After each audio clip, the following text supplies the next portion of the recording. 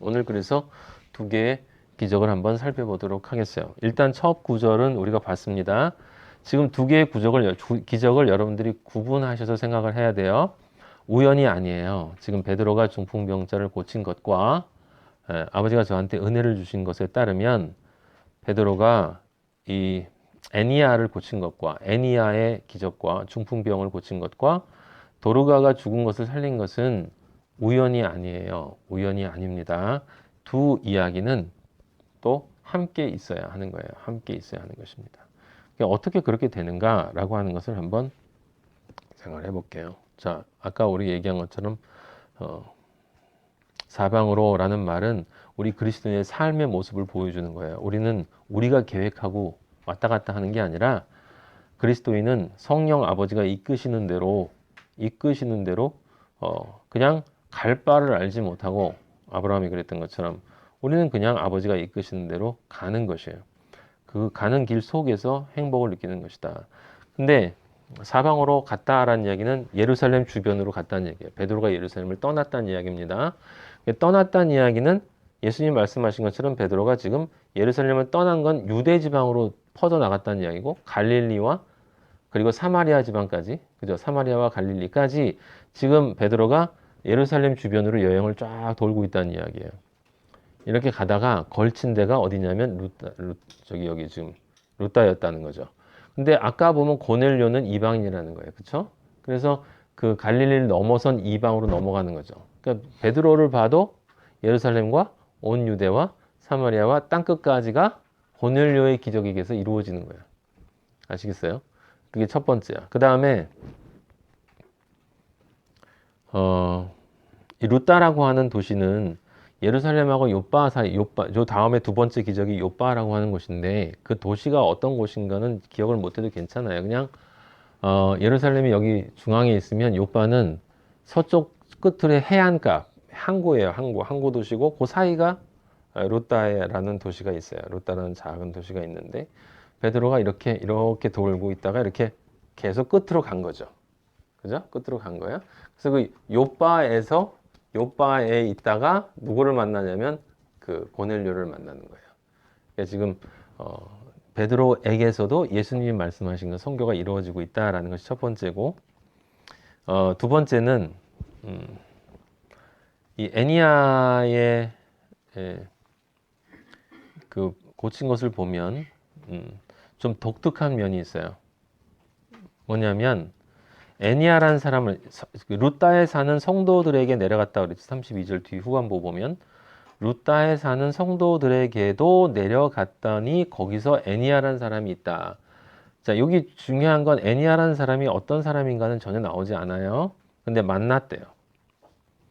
그가 중풍병으로 침상 위에 누운 지 8해라. 그 다음에 베드로가 고치는데 거기에 이제 이상한 점이 나와요. 뭐냐면 지금 애니아가 베드로에게 무엇을 달라고 요구하질 않아요. 아무것도 나를 좀 고쳐주십시오라든지 나를 불쌍히 여겨달라고 하든지 어떠한 신호도 보이지 않아요. 그냥 침상 위에 누운 지 8해 된 사람이다. 그건 그냥 길 가다 보니까 저 사람 중풍병으로 누워있대 라고 하는 소리를 들은 것처럼 들려요. 여기 보면. 근데 베드로가 가가지고 애니아야 예수 그리스도께서 너를 낫게 하시니 일어나 네 자리를 정돈하라 하니까 곧 일어났어요. 여기 두 번째도 또 좀 특이하죠. 뭐냐면 베드로가 이렇게 얘기하지 않았거든. 예수 그리스도의 이름으로.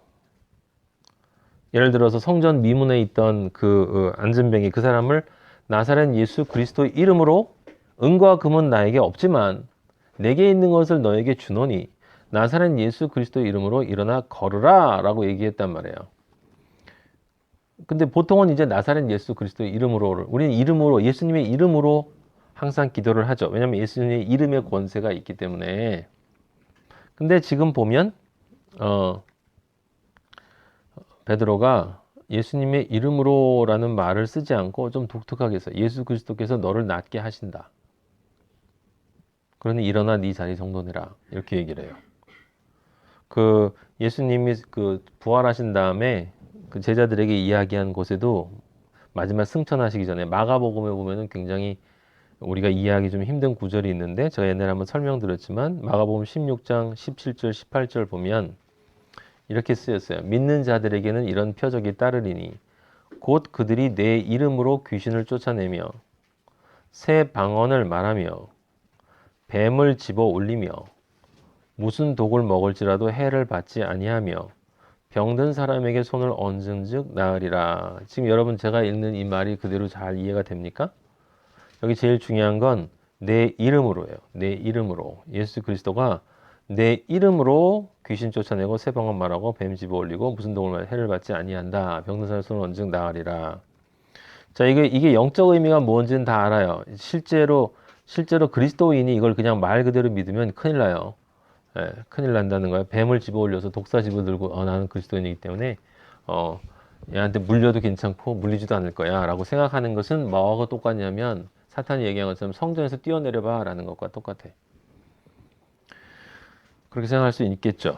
여기 지금 내 이름으로 귀신을 쫓아낸다 라고 하는 건 예수 그리스도의 이름에 복음의 이름에 진리의 권세가 있으면 그 진리가 내 안에 들어가면 또는 어떤 사람에게 들어가면 그 사람 안에 있는 모든 비진리의 귀신들이 떠나간다는 거예요.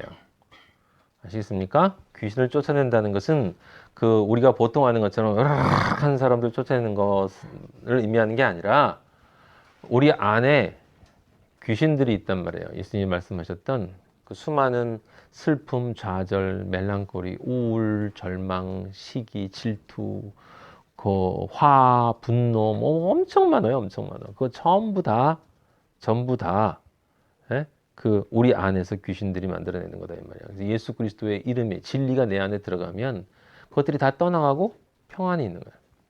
평안이 들어오는 거예요. 그래서 대적 기도를 해야 된다고 제가 말씀드렸죠. 우울의 영 떠나갈지어다.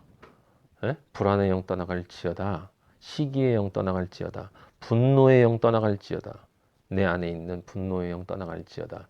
음란의 영, 정욕의 영, 술 취함의 영, 방탕함의 영, 뭐든지 하여튼 나로 하여금 그리스도와의 관계 속에서 그것도 이제 그런 의미는 아니지만 어쨌든 그게 귀신을 쫓아내는 것이고 새 방언을 말한다는 것은 바로 진리를 말하는 것을 뜻하는 것이고 세상 사람들은 이 말을 알아듣지 못하기 때문에 새 방언이 되는 거예요.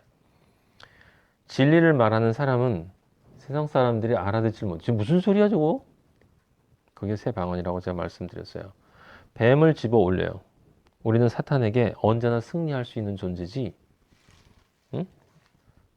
이 뱀에게 사탄에게 패배하는 존재가 아니란 말이에요. 우리는 사탄에게 승리하는 존재. 그게 뱀을 집어 올린다는 것이고 무슨 독을 마실지라도 해를 받지 아니한다. 사탄이 나에게 어떤 독을 가지고 나에게 유혹을 하거나 공격을 한다 하더라도 우리가 그리스도인으로서 아버지에게 가는 그 길에 절대로 장애가 되지 않는다. 설사 잠시 쓰러진다 하더라도 독 때문에 금세 예수 그리스도의 보혈이 해독제이기 때문에 다시 일어나서 간다는 거죠. 우리는 병든 사람에게 진리의 손, 사랑의 손 얹고 기도하면 실제 병도 물론 낫지만 중요한 건 병들었다는 건 무슨 뜻이에요? 성경에 나오는 모든 병은 여기 지금 중풍병도 나병도 전부 다 무슨 병이냐면 영혼의 병이야. 지옥 갈 병이란 말이야. 지옥 갈 병. 나병은 몸이 영혼이 썩어 들어가는데 내 영혼이 썩어 들어가는데 세상에서 그걸 깨닫지 못하고 있는 병. 중풍병은 썩어 들어가는 정도로 몸이 마비가 됐어. 내 영혼이 마비가 됐어. 이게 풀려서 살아서 움직여야 되는데 이게 마비가 되어 있는 거예요. 영혼이. 뭐 때문에 선악과나 사탄의 유혹에 빠져서 영혼이 살아있지 못하고 이렇게 마비가 돼서 움직이지도 못하고 장님도 마찬가지고 그건 진리가 그에게 다가갈 때만 진리의 손이 얹혀질 때만 그 병들이 낫는 거예요. 그게 진짜지. 이걸 가지고 진짜 믿음이 있으면 손을 얹으면 병이 낫습니다. 믿습니다 하세요. 믿습니다. 그러면 병을 낫죠. 물론 병은 나요. 여러분. 아버지가 우리를 창조했는데 여러분 몸이 아플 때 기도하면 아버지가 원하시면 병 안 고쳐져요? 저는 경험도 했고 우리 마리아도 여러분 아는 것처럼 혈액암 4기에서 나아졌고 그런 경험한 사람 많아요. 근데 그건 실제로는 진짜 아버지가 그것을 통해서 우리에게 하시고자 하는 말씀이 아니다라는 걸 놓치면 안 되는 거야. 에? 이름으로라고 했는데 베드로가 지금 뭐 하고 있어요? 예수님이 하시고 있으니까 예수님이 하시고 있다? 그럼 제가 일어나서 정도네라고 얘기를 했어요. 지금 베드로가 이야기하는 거는 어떤 것처럼 보이냐면 그 예수님이 전달해 준 예수님이 베드로한테 야 베드로야 가서 걔 낳는다고 얘기해 줘. 알았습니다. 앞에서 누가 그랬지? 아나니아가 그랬어. 아나니아가 하나님이 가라 바울에게 가서 내가 널 어떻게 쓸 건지 네가 어떻게 성령을 받아서 나의 종이 될 건지를 가서 이야기해 줘라 얘기한 것처럼 베드로가 지금 뭘 하고 있는 것처럼 보이냐면 심부름을 하고 있는 거예요. 심부름. 이 심부름이라는 건 베드로라는 존재를 지금 이 사람 지금 중풍병에서 나은 사람의 입장에서 이 사람이 누구죠?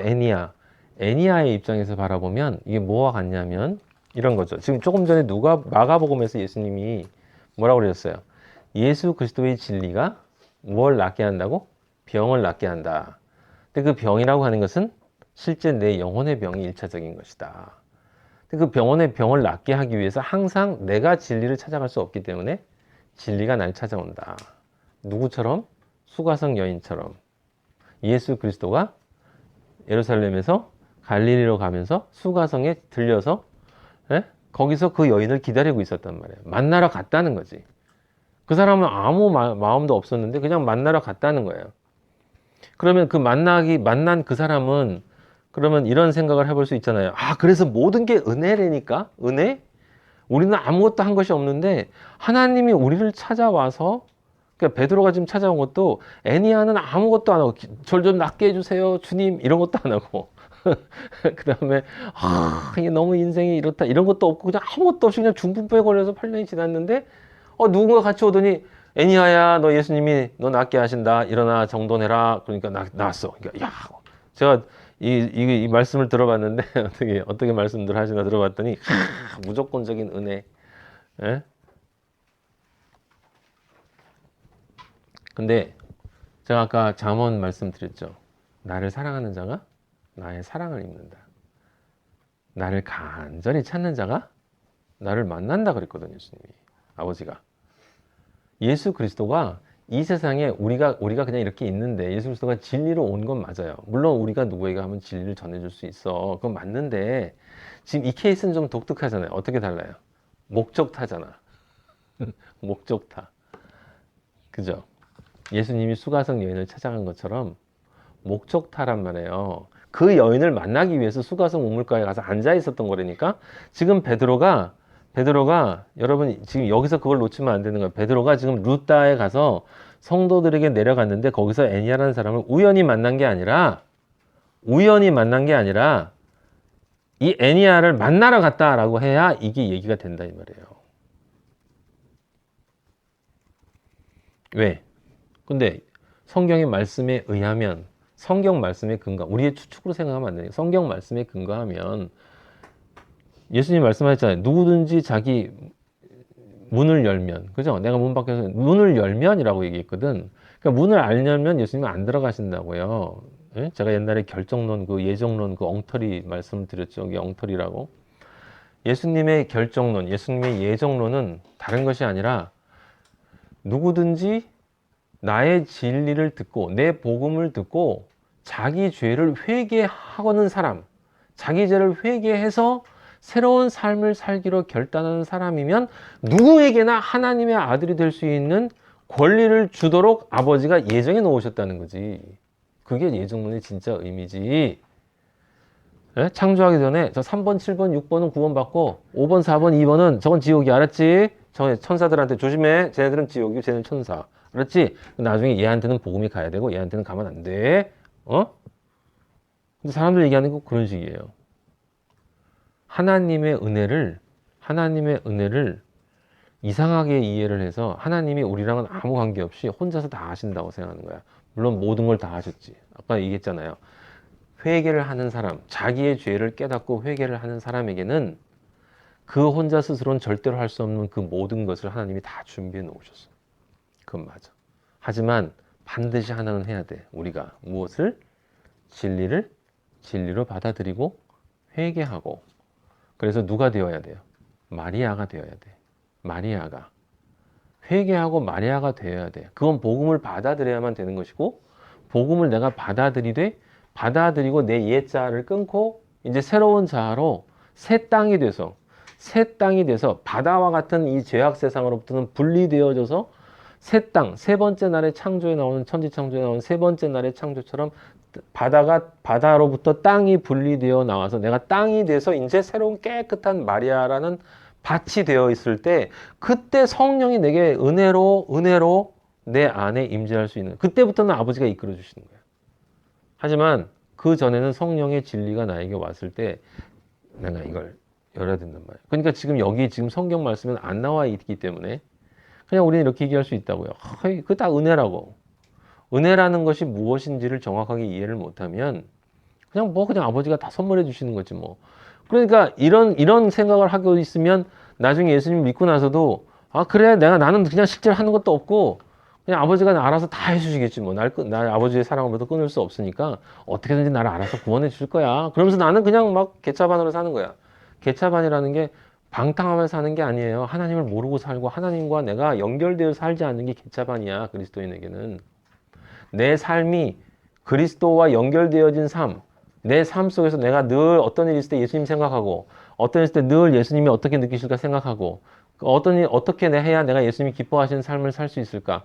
예수님한테 칭찬받을 수 있을까? 이런 생각을 내가 계속하고, 그런 것에 대해서 내가 느끼고, 그런 것으로 내가 어떤 것을 할 건지를 선택하고, 그런 삶을 선택하지 않은 삶이 개차반이에요. 그럼 그리스도인이 아니란 말이야. 그 삶을 선택해야 예수님이 그렇게 해주신다는 거예요. 그러니까 그렇게 살겠다라는 거 선택이 나한테 있을 때 이제 성령이 내 안에 들어와서 능력 없는 나를 이끌고 지금 제가 말씀드린 것처럼 그렇게 그리스도인으로 능력 있는 삶, 그리스도인으로 능력 있는 삶은 여러분 능력이라는 게 뭐예요? 남들이 못하는 걸 내가 하는 게 능력이잖아. 남들이 못하는 걸 하는 게 능력이죠. 여기 세상 사람들이 있어요. 세상 사람들이 여기 있는데 이 세상 사람들이 생각할 때에 지금 이 예수 그리스도를 모르는 종교인들을 포함한 이 세상 사람들이 생각할 때에 그 사람들이 생각하는 능력이 있어. 그건 철저하게 눈에 보이는 거야. 철저하게 가시적이고 철저하게 비교 욕망적인 것이고 그거는 누가 봐도 다 능력이야. 누가 봐도 다 능력인 거. 그건 바로 하나님의 능력이 아닌 거야. 하나님의 능력은 절대로 그렇게 되어질 수 없는 놈이 그런 짓을 하고 있는 것이 하나님의 능력인 거예요.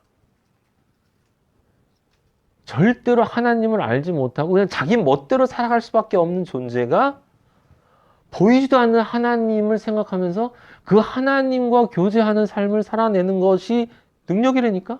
그게 진짜 능력이에요, 능력. 그래서 믿음이 능력이란 말이야. 근데 그 믿음의 능력이 처음 믿음은 내가 받아들이는 것이고 그 믿음으로 살아가는 그 믿음의 능력은 성령님이 주시는 거다. 제가 얘기를 했지 않습니까, 여러분?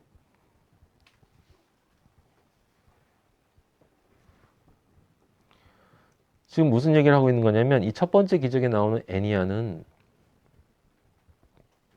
말씀대로 성경 말씀은 오차가 없기 때문에 당연히 어떤 사람이었어야 되냐면 그의 영혼이 간절히 아버지를 찾고 있었던 사람이란 말이에요. 수가성 여인처럼. 예수 그리스도가 만났을 때 네 남편들을 데려와라. 네 남편을 데려와라. 저에겐 남편이 없습니다. 그래 맞아. 지금 남편도 네 남편이 아니야. 네가 지금까지 네 삶의 진리라고 믿었던 그 모든 것들이 진리가 아닌 것을 넌 잘 알고 있지. 그래 잘 알고 있어. 그래서 네 영혼이 혼돈과 공허와 흑암 속에서 헤매고 있었지. 근데 지금 네가 그래도 뭔가 붙잡고 있는데 그것도 네 삶에 진정한 행복을 주지 못하고 있는 건 넌 잘 알고 있구나. 그래서 네 영혼이 지금 진짜 남편을 그리워하고 있구나. 그래서 내가 왔어. 나를 그리워하고 있는 너의 소리를 내가 듣고 왔어. 그래서 수가성 여인이 자기가 가지고 있던 거 다 내팽겨치고 만났다고 마을 사람들한테 가서 진리를 전한 거잖아요. 거기도 십장하지.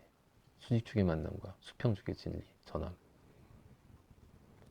여기 지금 애니아라는 사람이 자기는 가만히 있었는데 누군가 와서 너 예수님이 고쳤으니까 일어나. 그럼 이런 질문을 제가 논리적으로 생각해 보면 이런 생각이 드는 거예요. 뭐냐면 그러면 이 사람 말고 아무것도 안 하고 있는 수많은 병자들은 예수님도 특정한 사람들만 구원해 줬지.